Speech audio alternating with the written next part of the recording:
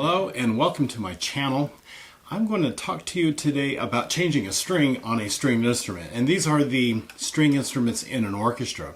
So violin, viola, cello, and bass. I know nothing about harp. Sorry, I can't help you with that one. And guitar is similar but different.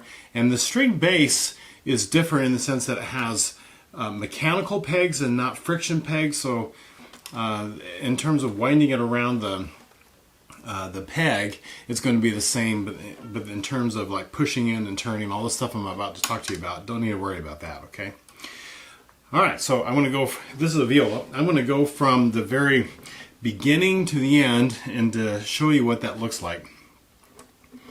First, here's a string, and most of them will have this ball on it. You'll notice the ball, and I've got a picture of this as well. And what you want to do is you want to make sure that that goes into the tailpiece and catches. Alright, so here's a picture of what that looks like. And that's on an instrument that is that doesn't have all of the fine tuners. And here's a picture of this one. It's got all the fine tuners, and you can sort of see the mechanical part of that.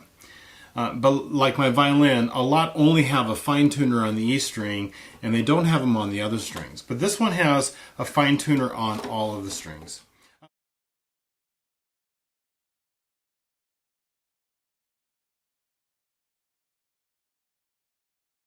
Just one little tip. Sometimes, especially when you're working with kids' instruments, you'll notice that the fine tuners are pushed all the way in. And you're replacing a string, it's a great opportunity to loosen those for the kids on the spot, and then replace the string and then tune the whole instrument. Alright? Okay, so the ball, I showed you this, used to go into that space. It's always tricky. And you know what? I didn't put on my glasses. Isn't that silly? I should have my glasses on. So it fits in just like such. And then you want to string it over the bridge, and you got to make sure it's right on the spot. Now I want to show you something on the violin. There's those little plastic sleeves, and those are nice when you have a super thin string like an E string that cuts into a bridge a little bit. And so with those, it is nice to use those. Now you'll notice on some student instruments they'll have those for every single string. And I don't like doing that because it makes the bridge very unstable. It's very slippery in there because it's tension that holds the bridge to the instrument.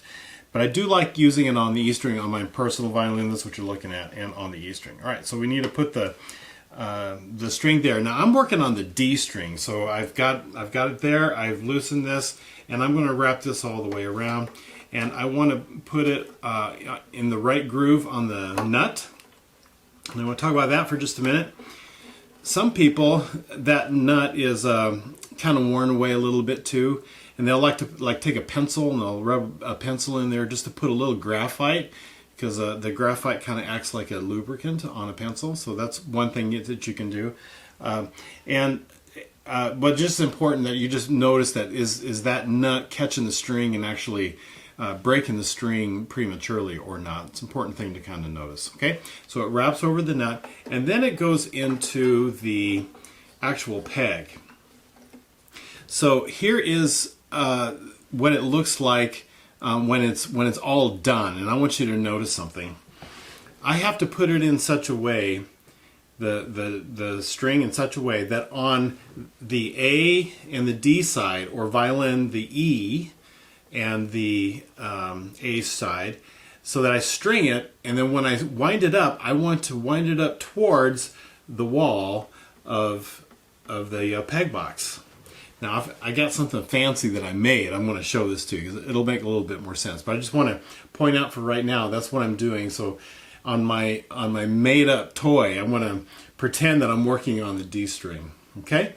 And then if I'm on the C and G string for cello and viola, or the G and the D string for the violin, I'm going to do the same thing, except I'm winding the string on the peg towards this side. Okay? And I'll show you what that looks like on my fancy new made up little toy. So, all right, so just a second, here it is. Okay, so here is my little toy that I made. we're going to pretend that this is a peg box, that this is a peg, and this is a string. All right? And so what you want to do is you want to fit this into that hole, and you got to push it in such a way that there's a little bit of a tail on the back side. Now, if you're replacing a string, but you're using like an old string that you had just as an emergency kind of thing, that string will be all curled up like this, and you're going to have to really work hard on straightening it to get it inside of that hole. That can be a little bit tricky, but that's what you need to do. All right, and then you need to turn your peg outside, go in this direction. And so I'm going to turn it and go this direction. Now what I'm going to do is I'm going to turn it, it creaks, I'm going to turn it on this side just once, because I wanted to get around that tail like that. All right, and then I'm going to keep turning, and this time when it comes, I want to catch it on this side. So I went to the left side of the tail, and now I'm going to the right side of the tail. And notice that I am stringing it, so I'm going towards the side of the peg box. And I'll just keep going until it gets really nice and snug. Now, the reason for that is that helps with the friction, that you're putting this string on this side, and it'll help keep the peg in the peg box. Okay? So that's how that works on the let's see, that would be the E and the A, or E down here and then the A string, and then the A string and the D string for the viola and the cello. That's on this side. Your squirrel's up here. Yes, gotta use your imagination. Okay, so I'm gonna flip to the other side. Okay, now I'm on the other side, and this would be the D string and G string for the violin. For the viola, it would be the G, and the cello, it would be the G on the top one, and the C on the bottom one. So same procedure. I'm going to put my string through the hole, and I am turning out. Okay, I'm going to be turning my peg this way, and again I want to have a little bit of a, there it is, you have a little bit of a tail on the back side, and I'm going to turn, and this time I'm going to the right of the tail. I go around that way, and then I'm going to wrap around this way. You got to make sure it catches like that. See how that works? And doing it that way, crossing over it, will help keep the string in the peg. And now I am winding towards the respective side of the tailpiece. And even with this toy, when I do it this way, it's like, wow, that puts a little bit of extra friction to help kind of keep that peg in there. All right? So I'm hoping that all of that made really, really good sense. Now here is a common problem with older instruments. The kids are trying to push in, or you're trying to push the peg into the peg box to cause some of that friction, and you're working really, really hard, and you're really, really, really pushing, and you turn like you're supposed to, so you turn the peg and you push in, and then when you let go, it just slowly unravels or completely unravels, and you can't understand why the peg is not sticking like it's supposed to. Well, now I really worked on this peg, and I want you to notice this is no longer flush with the side of the instrument. What happens is, after years and years of use, that the holes that the pegs go through, they widen, and you keep pushing in, and they keep widening and widening. And then that hole that used to be in the center is way off to the side. So that when you push the string in to do it, and then you're pushing the peg in there, notice how that is up against the side, and what it does is it keeps, I can show you the back side too, it keeps the peg from being able to be pushed into the side of the instrument. And so the string is the problem, because it's in the way. All right, well, the problem is that you need new pegs. There's no way to fix, well, there's a way. It's a lot more expensive. The best thing to do is to get new pegs. And like with my instrument, I'm the only owner of my instrument, and they were sticking out like quite a bit. And, it shouldn't be like that. They should be flush. And so here's some pictures that I took of my violin. You can see how it's flush on the side. You want it like that.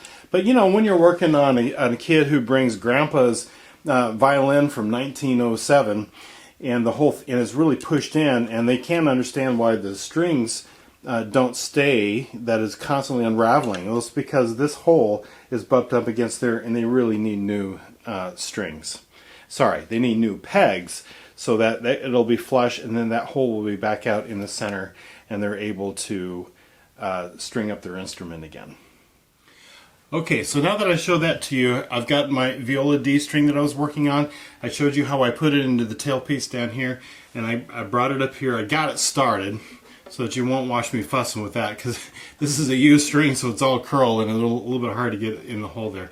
But one way to wind it is to stretch it over the nut, put a little tension on it, put your thumb on it to kind of keep it down, so that until you start getting some tension on the string that on top of that bridge, and then I can push in. And then just periodically just make sure you're going to, it's the D string, so I'm going to this side, and as I'm winding it, I'm just making sure that it's going over that direction. And I'm keeping track here, because I got to make sure that it gets on top of on the bridge. See how it's getting closer? Now there it is, it snaps into there, goes right there, and then that works really nicely. And so here's what it looks like with all 4 strings. It's really kind of neat. You can see how they're wound up really nice on each other. Sometimes you also want to be careful that the strings kind of don't interfere with one another. And the way it works out, sometimes people will, I've seen this before where it's weird, but they'll have like the D string underneath the A string, and then they wrap it around, and then of course when they're tuning the E string, it presses on the D. It's strange, so you just have to be very careful about that. Of course, you have to be careful your top string, your next string, the next string, your lowest string. I can't tell you how many times I've grabbed a kid's violin. Hey, tune it. You know, tune my A. I go to the A and I tune and I pop a string because it actually wasn't an A. It was like a D. So there is a system to this. You got to be very careful, right? Your highest string, either the A or the E, right? The next string, and then your lowest string, which is either at C or G. And remember, push in and turn. Push in and turn so that you have that friction, and it kind of keeps going in on that. All right.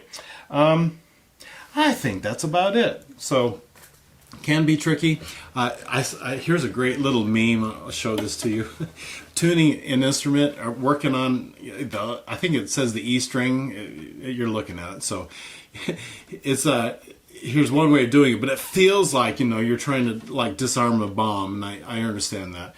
And yeah, and they do break. You know, that's just kind of part of learning how to work with string instruments. So I do get it, and I do get that is a little bit freaky and weird at times. But that's how we work on that, and how we string our instruments. So I'll see you at the next video.